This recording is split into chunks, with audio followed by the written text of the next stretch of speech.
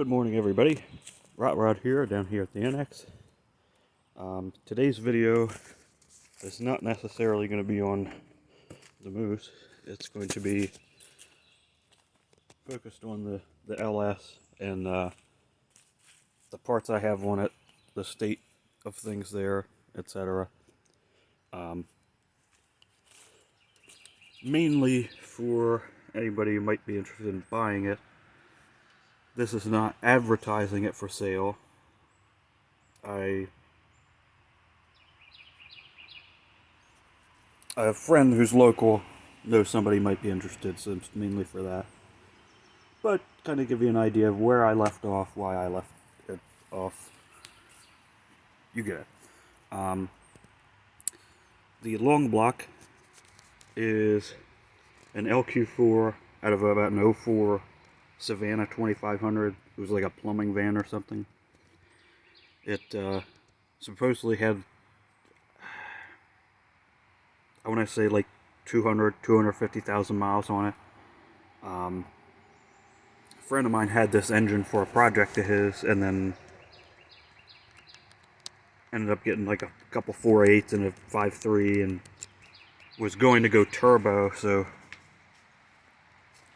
decided he was going to stick with the 4.8. I don't think he really pursued the project too much after like gathering up parts and realizing other costs, but kind of like this one. Anyway, it's a 6-liter out of a plumbing van.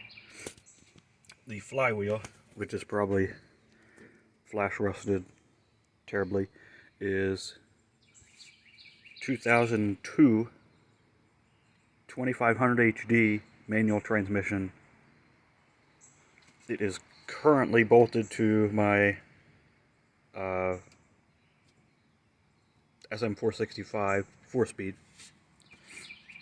and getting these two to play nice is where I'm having my issues. The throwout bearing and everything, all mechanically, it's good, they're together. Electronically is where I was struggling. The fuel rail here is Trailblazer SS, so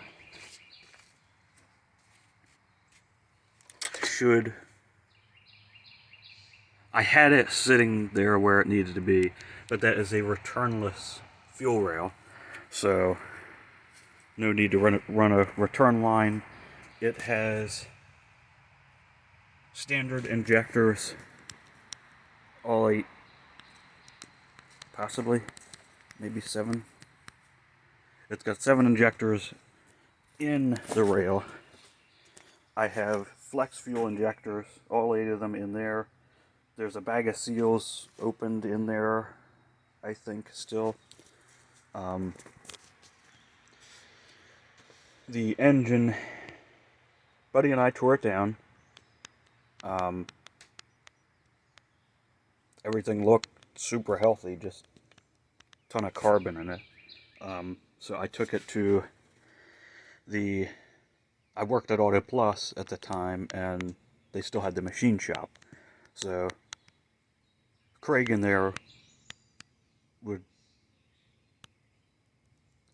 I gave him the engine. He knew I was in no hurry. At the time, they were like super slow, so he put the cam bearings in it for me. I got everything off of Rock Auto. It's not the cheapest you can get, but it was cheap bearings and rings and all. He put new cam bearings in it, polished the crank, just kind of honed the cylinders. It's not punched out or anything, just kind of went over and made sure it was good, and gave it back with a clean bill of health. He just did it as a favor for me, and I never paid him anything for it. There's no receipts on any of that. I had got the rings and bearings. I think it was all Rock Auto stuff, and put it together myself in 2020 when the world was going crazy. So that's when I assembled the engine. I do still have pictures of all that. And then kind of gathered up bits and pieces from the long block out beyond there. Dipsix tubes in it. There's no oil filter, no oil, but I soaked everything with WD-40 and of course use assembly lube and everything. It is the stock original cam in it. Internally it is a stock LQ4. It needs to be cracked open to make sure it's not flash rusted because it's been sitting for 4 years. But the bearings and all are brand new. I've never had it running. So that's where we're at under the hood. This is all the extra parts I have. This is my standalone wiring harness. It is, the harness itself is all together. I left things alone. Anything that would need to go to the truck and not to the engine is labeled. I did that for my own sanity. The harness and computer are out of, I think it was a Suburban. Flex fuel injectors out of a Yukon. Of course, they're all about the same. Ended up with two 5-bar mass airflow sensors, one with the intake boot. Throttle body is, no, it's not to the engine. I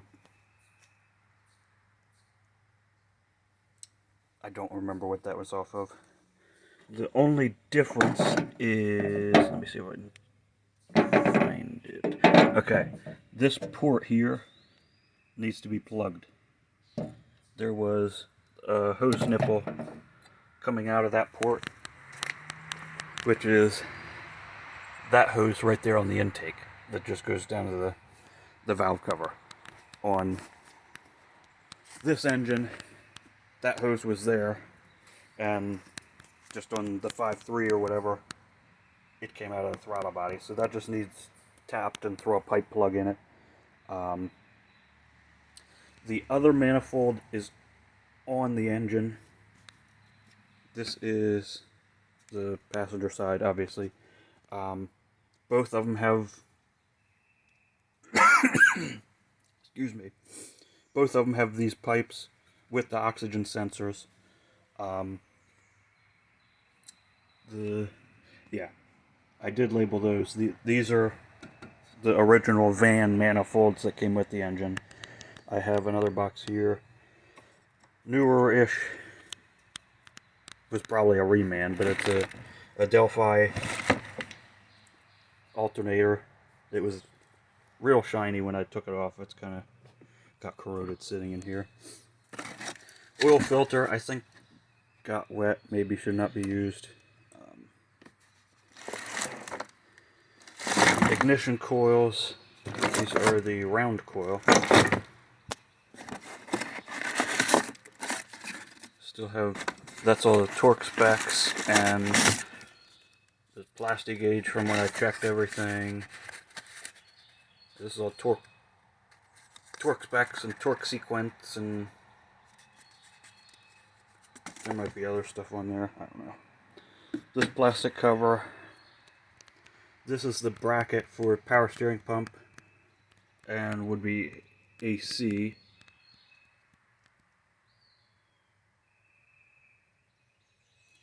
Do I not have the alternator bracket?